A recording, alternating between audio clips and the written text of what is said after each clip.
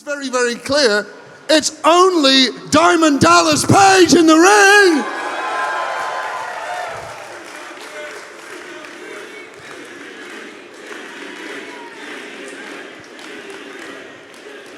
Yes, it's me. It's D. Thank you very much. I'm out of here. Don't forget to check out the photo table and welcome back to Manchester. It's been a long time, well, too long since you've been in town. And welcome for the love of wrestling. How's your weekend been, my friend? Actually, weekend's been great. I want everybody in this arena, everyone here, I want you to pick up your right hand. Now, just for being here, putting all the work in and making all of us feel so good, give yourself a self-high five. Very good. It's been amazing. My wife, Paige, and I got here. Yes, my wife's name is Paige. So right about now, you're thinking, oh my God, her name's Paige? Hey, honey, where are you at? What's your maiden name? McMahon. Can't make that shit up. No chance. No relation. So she's actually Paige McMahon Paige, but everybody calls her Paige. So we got here 12 days ago, up in Windermere for a while, loved it up there. She climbed the highest mountain up there, and then we went to Glasgow and did a DDP yoga workshop, and it was amazing. Had like 97 people working out with us. Then we went down to Newcastle, and we got another 75, 80 people working out with us. And then we went to Wales for 3 days, and she climbed the highest mountain over there. And then we came here to Manchester, where we were really looking forward to coming to this because Medusa, or Alundra Blaze, however you know her, when she was here in Liverpool last year with For the Love of Wrestling, she called me up and she goes, D, you have to go For the Love of Wrestling next year. It was a great time. So I immediately got booked and was damn glad I did. It's good to be here with you guys. Wonderful. If I may ask as well, do we have anyone in from Birmingham? Oh. And we'll be in Birmingham doing a DDP yoga workshop on Wednesday, but it's sold out. But if you're one of those people who really want to go, just go to ddpyogaworkshops.com, find out the address, show up, you can pay at the door, but I'm not letting any more people online on because there's over 150 people and I got to get the fuck out of here at some point. Fair. Dallas, we've worked together. I've known you for a while now, and I have so many questions in my head I don't even know where to begin. So I'm going to throw it out to Tony Wright over here, who's roving on the mic. Hello. If you've got a question for DDP, get that hand up. You first over here, mate? He ran by 5 people. All right, what's your name? Andrew. Everybody say, hey, Andrew. That was kind of lame. Everybody say, hey, Andrew. Hey, Andrew. Much better. Yeah, thank you. Quick question for you. Now, you've always been great.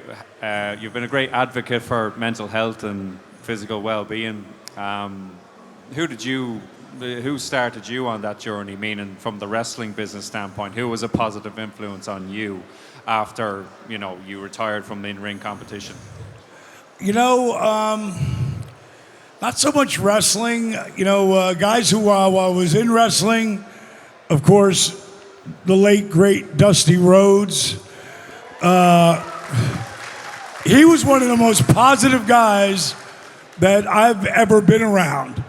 And sometimes in this business, there's people like, you gotta pull, it's like Rome with muscle. You gotta pull some daggers out of your back. And I could see it all happening. And I would say to him, how can you stay so positive in some of these scenarios? And he said, D, never sell a thing. In other words, never sell a thing. Stay positive. He lived life on the end of a lightning bolt, and he was my mentor, my big brother. Sometimes he was like my dad. And I use a lot of the things he taught me further on as my journey has continued. Absolutely. And to take that legacy onto something that's very current and very concurrent, not only are you very close to Dusty, with Cody Rhodes currently on quite a journey over the past year as well. You're obviously very close to him. What's it like seeing his ascension? And do you see much of his father in him these days? Yes, but completely different. Like, same mindset, but doing it differently. It was very important to Cody. You have to understand, I've been mentoring him back when he was 12 years old. And I originally did it because of what his father did for me. You know, pass it on, play it forward. But at some point, when he got to be about 15 or 16, it became just about me and him. And most of you don't know this, but when he was a sophomore, he played football, our football, from 9 years old to 15. And one day I said to him, I said, so, young buck. Yes, that's what I used to call him. How crazy is that? I said, young buck, so when are you going to start football practice? He said, I'm not playing football. I said, you're not playing football? He's like, no, he was a sophomore or 10th grade, you know, for 1 through 12. He said, I'm going to focus on wrestling. It's not this year, but next year, my junior year, I'm going to win the state championship.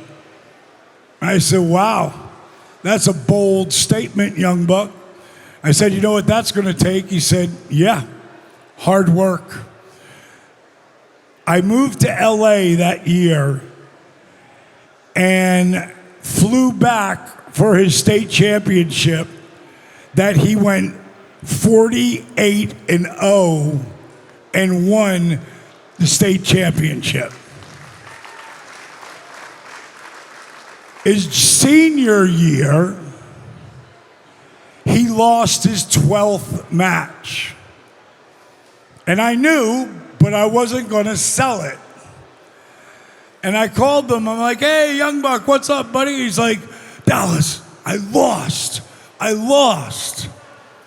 I said, thank God. What? Why would you say that? I said, Cody, do you think you really learn from winning? You learn from losing, bro. You learn from falling down. You learn from failing. You learn by making mistakes. I said, what did you learn from that match? And he told me. I said, well, let me explain something to you. If you meet that guy later down the line, he's going to think he beat you. That's an advantage you have. So that rest of that season, the only thing anybody who went across from him, they don't want to get beat. They don't want to get pinned. So they're not trying to win. They're just trying not to get pinned. So Cody, lock up, boom, take him down, let him up. Take him down, let him up. Take him down, let him up. Take him down, pin them. He met the kid who beat him in the finals of the state tournament, who's 47-0. I'm up in the stands with my daughter Brittany. Flew back from LA again to Georgia to watch the match. When Cody saw me up in the stands, when you're a state championship title, you got 5 seats. They're for family. When Cody saw me up in the stands, he said, "Dad, get Dallas down here." And Grandpa had to move. And I watched Cody eat that kid alive. Won his 2nd straight championship title. So when he made the statement that him and the Bucks and Kenny Omega could put 10,000 people in an arena, and Dave Meltzer said, "Cody, you're getting a little full of yourself. I believe you guys could put 4,000, maybe." And he wrote back, "I'll take that bet." And out of that, a little thing called the AEW materialized.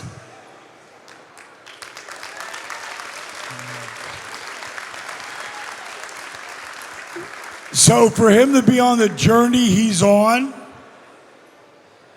I'm not going to say it was a good thing that he didn't beat the man yet, but I think it's an amazing part of the journey.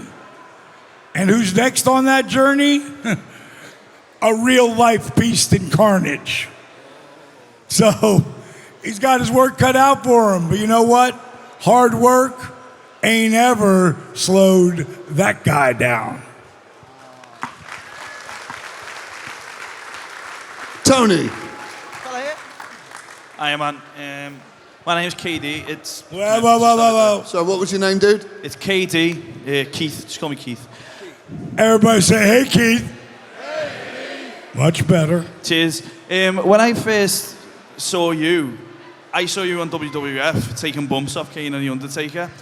And then I started watching Wrestling Bios, Reliving the War, and I went, "My God, he is good." And I became a major fan. And then I saw you talking on Wrestling Bios. So that level of fan engagement is awesome. I've got me man Lee, and you remembered him. I just say thanks for that. My question to you is, what is the worst bump you've ever taken in your career? There was 2 of them. One where I always use Kevin Nash in this scenario because he lifts you the highest with that power bomb and drops you on your back. But the God's honest truth, I can't remember who did that to me when I broke my back. I was in a tag match with Canyon, and all I remember is when I hit, I thought someone put a shotgun in my back and set it off.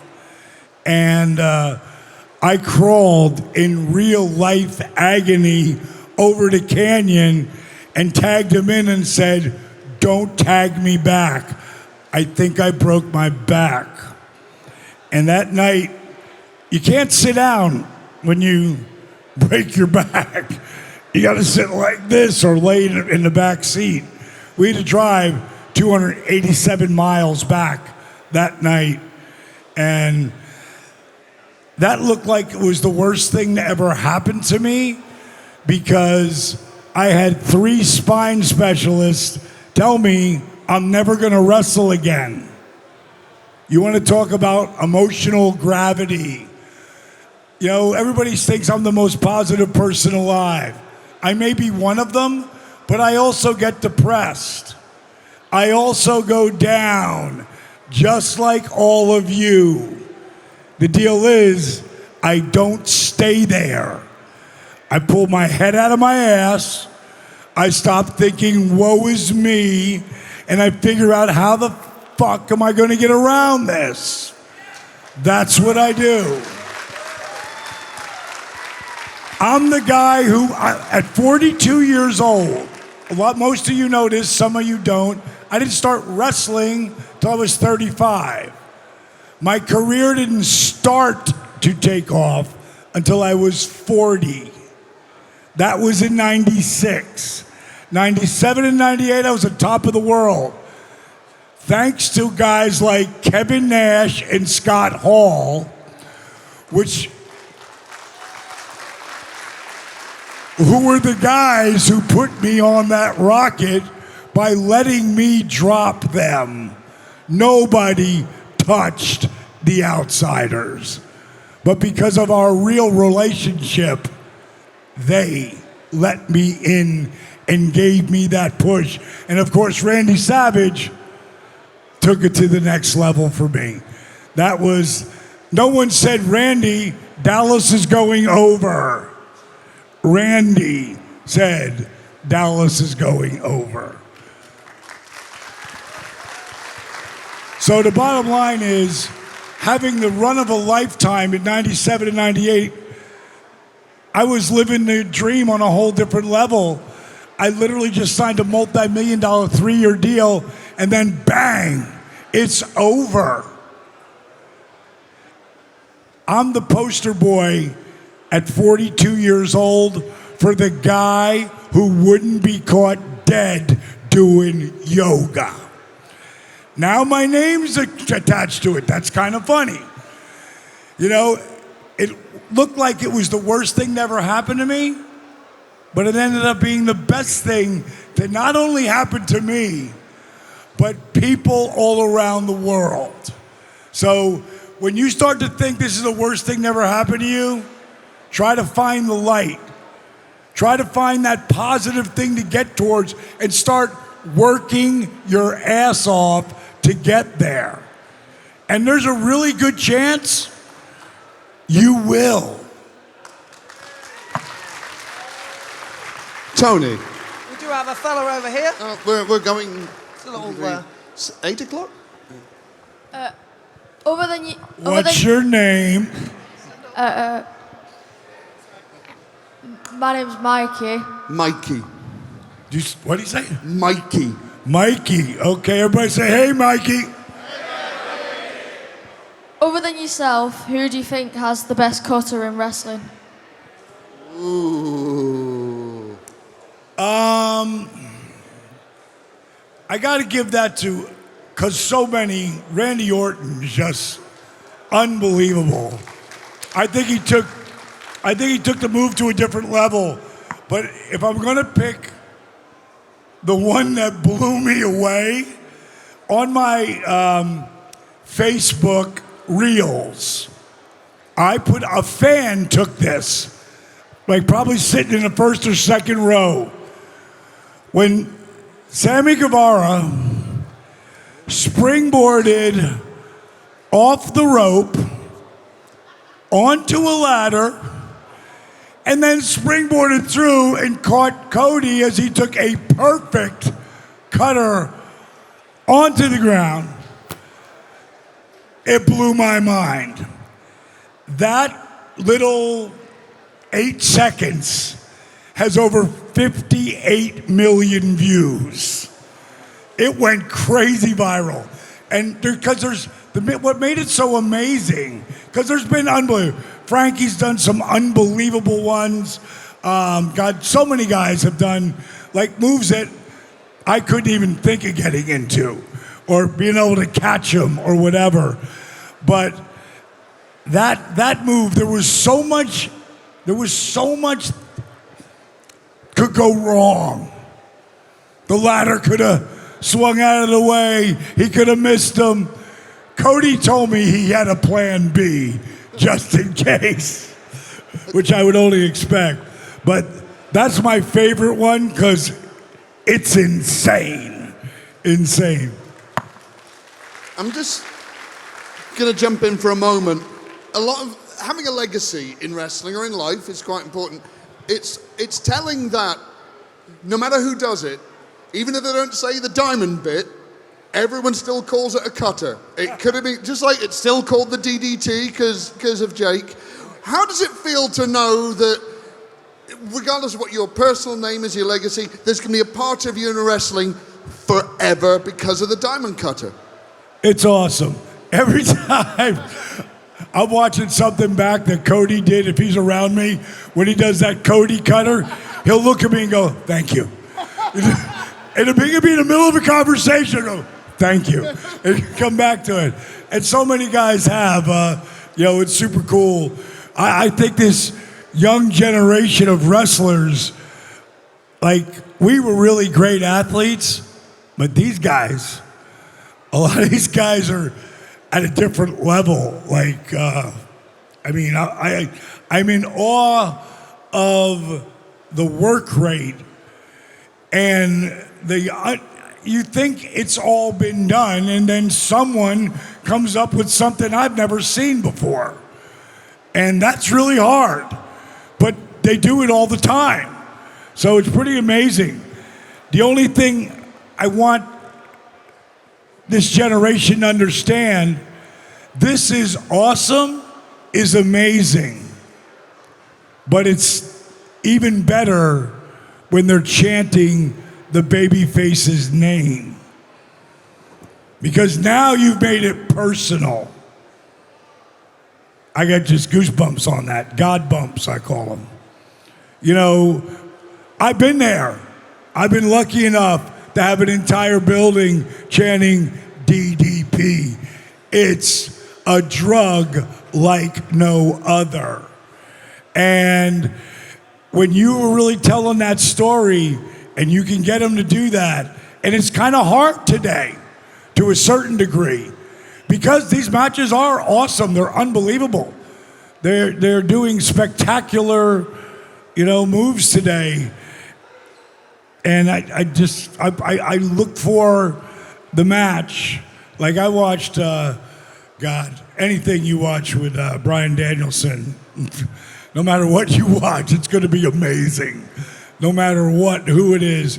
But the matches he had with, with Kenny and, and the other Page, Hangman Page, hell of a match. I mean, those guys are really telling stories. And that's the only thing that I would just like to see a little bit more of, because the work rate is insane. There's a lot of them in here today that are just amazing. Great answer there as well, yeah. Speaking of young talent, Tony Wright. Question. What's your name? Hi, my name is Tyler, and my question Wait, what? Tyler. Tyler. Are you leaving me hanging? Come on. Hey, Tyler. All right. My question was on behalf of the horror community. What was it like working within the horror industry? And would you be open to working more within the horror industry away from wrestling? Well, whenever I think of working in the horror industry, I was a part of a little movie called Devil's Rejects, which is easily, if you've ever seen Reservoir of Dogs, which is a Tarantino movie, which is unbelievable. I look at Devil's Rejects as the Reservoir Dogs of horror. What Rob Zombie wrote, the dialogue, what we did improv on top of that was amazing. The really cool part is it's Christmas, and I'm living in LA, and Kimberly and I are still together at the time, and we're buying Christmas trees. And I look over and I go, holy shit, Rob Zombie's over there buying a Christmas tree. It's a 12-foot high Christmas tree. He's gonna put it next to his 11-foot high white polar bear. I know, because I would end up at his house. So I walk over to him and I was like, hey, Rob Zombie. He looks like, oh, I'm Diamond Dallas Page. He's like, didn't I just meet you? And I met him a year before in LA at the Staples Center. And I said, well, I didn't know if you remembered me or not. He goes, like I'm gonna forget you? And we ended up having a conversation, believe it or not. And if you've seen a Rob Zombie movie, he pushes the boundaries. That's one of the most positive cats I've ever been around. and doesn't understand people having negative attitudes. I know it sounds crazy, but it's true. And what I ended up doing was going to dinner with him, and at that time he was like, man, you must live in the gym. And I said, dude, I don't even lift weights anymore. He's like, what? I go, I don't lift weights anymore. He goes, well, how are you staying in such great shape? Well, I do this thing I call yoga for regular guys. He goes, you do yoga? And I was like, well, not really, but yeah, kinda. Bottom line is, I ended up training him while I was writing Yoga for Regular Guys, the book, and Rob Zombie wrote the foreword to Yoga for Regular Guys. Pretty crazy. So that's an end-around horror inside story you wouldn't find out. I'm sure you could find out more at ddpyoga.com. Is that correct? Is that? Nice plug. Anytime. Oh, my word. Tony, where you at? I'm here. Hello, I'm Adam. Very good. Getting there. Good work. First of all, I just want to say thank you for your work with mental health. For someone with autism like me, it means a lot to have a lot of this sort of stuff talked about. Main thing I want to ask is, your theme music is so iconic with you nowadays in wrestling. How did all of that come along at the beginning when you were first asked what you wanted your theme music to be?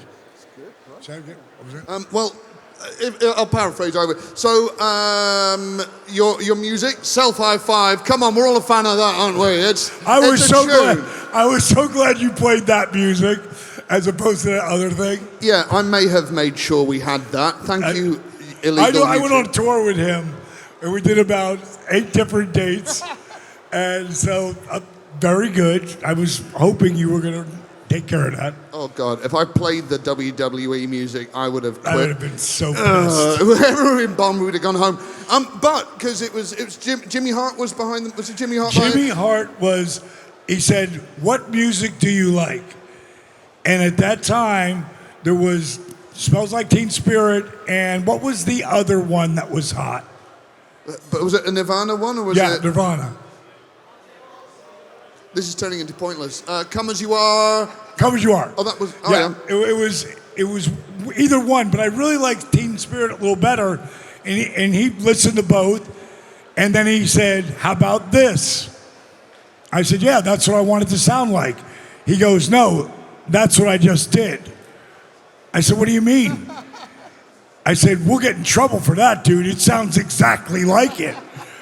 He said, "No, it's not. I just flipped the notes." What? All he did was flip the notes. Now, could they have made a case? Yes. But they never did. And I didn't realize it at the time, but what was his wife's name? I don't know. You know, freaking not Jimmy Hart's. Oh, I was going to say Courtney Love. No, the girl who was the actress to singer Hole. Courtney Love. Okay, it sounded like you said Cody Rhodes. All right, so I'm like, that can't be right. The bottom line is she owned it, because if y'all remember over that period, I had a feud with a guy named Raven, and we were on MTV, and I'm sitting next to Dave Grohl and his drummer, and they don't say shit to me. So, I'm sitting down and I'm talking to the host, and Raven comes out and hits me with a stop sign. Now, when the stop signs are this big, the normal size, when you get hit in the middle, makes an awesome sound, doesn't really hurt that bad. But when you come in with a stop sign this big, it hurts like a motherfucker. Raven hits me with that. Still got a lump on my head from that. And then DDT'd me through the table, and that Dave Grohl jumped up and landed on his drummer's lap, because they weren't aware what was going down. And afterwards, they watched it back. They thought it was the funniest shit they ever saw, especially how Dave reacted. But they never said a word. And then when I went to WWE, they said, we have to change your music. I'm like, why? That's my music. They're like, yeah, but we're going to do something different with you. I didn't know what they meant by that. Bottom line is, they wouldn't let me use it mainly because they could get sued. And they couldn't put it in video games and all that shit. So I understood. I didn't like it, but I understood. And that's why we still got it here. I think we've got time for one more. Tony, where you at, my friend? Final question. Do you want to stand up, mate? Hi, my name's Sonny. Wait. Hold on a sec. What was the name? Sonny. Sonny? Yeah. Sonny. All right, good cleanup. I have a question. Is there anybody right now that you would want to fight? Like any current wrestlers that you'd want to fight? Any current wrestlers you'd like to fight? You know, the idea that it's the obvious idea that I wanted to come in with WWE, and this isn't a current wrestler, but I have to say, come on. People's Champion versus who? People's Champion versus who? People's Champion. That's the money. It should have been The Rock. So I would love to have gone back in time and done that. But would I change it? No. Because my life has been unbelievable. It took 8 years to make DDPY an overnight success. But it is, in the last 11 years, blown up unbelievably. So I wouldn't change it. As far as God, you know, I don't really look at it anymore who I'd want to go out there and work with, because I don't like to put myself in that position, because then I start to miss it, and I don't want to miss it. I want to enjoy it. Now, are there some wrestlers who I think are young that are coming up that really got an amazing future? Bronson Steiner. I'll call him his real name. What they should be calling him. Braun Breaker, I think, is going to be a big star. I think Mello is going to be a big star. And I'll tell you, a guy that most people don't know his work. I don't really know his work, but I know the person I met and the character, and I heard him talk, and that's that kid from, who's right there with Mello, Trick Williams. He's going to be a huge star. He's got it. Whatever it is, he's got it. And again, I met him in the back, you know, and then I saw him just do a brief interview. And I said, that cat's money. So. Heard it here first. Well, thank you to everyone with your questions. Thank you, Tony, bringing the mic around. Do you have any closing words for this Q&A, my friend? You know, it sounds like a cliche, but it's so true. You guys, all right here, who all the people were here yesterday, the guys with all the booths, all of it, you guys are really the heart and soul of wrestling. You come to the independent shows. You support professional wrestling as the art form that it is. And God's honest truth, can't thank you enough, because hold the mic up for here a second. If you didn't start doing this, I wouldn't be here, because the booking committee never saw me as a top performer. Scott and Kev did, but we grew up in the business together. They were with me when I was a manager, and then how hard I worked to get to what I got to. But the real deal is, when the Diamond Cutter, didn't really take off yet, but I threw the Diamond Cutter sign up one time, and then I pulled it right down. And I used to film every match I ever had. And I saw someone sitting in a seat like you start to do this, and I went up and came down. And I saw him do this, and then come right back down. And I thought, I'm gonna hold it there for 3 seconds and give everyone a chance to do it. And then all of a sudden, 10 people did it. And then 100, and then 1,000, and then 10,000. I hit the move, and that camera angle shows everybody jump out of their seats throwing it up. You guys were the ones who made it the bookers pay attention. Just like a guy over there went by a different name not too long ago, but Brian Danielson. You got everyone in the building going yes, and you climb up. I'll never forget a spot he was in where you climbed up on top of the cage and the entire building's going yes. He would not be denied. And he had all of you behind him. And that's why I say you're the heart and soul of this business in public, if you will.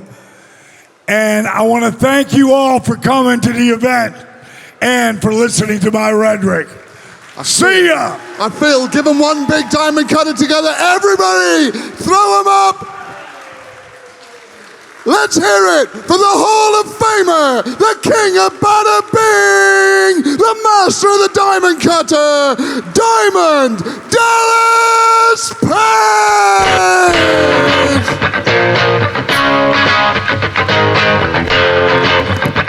Self high five.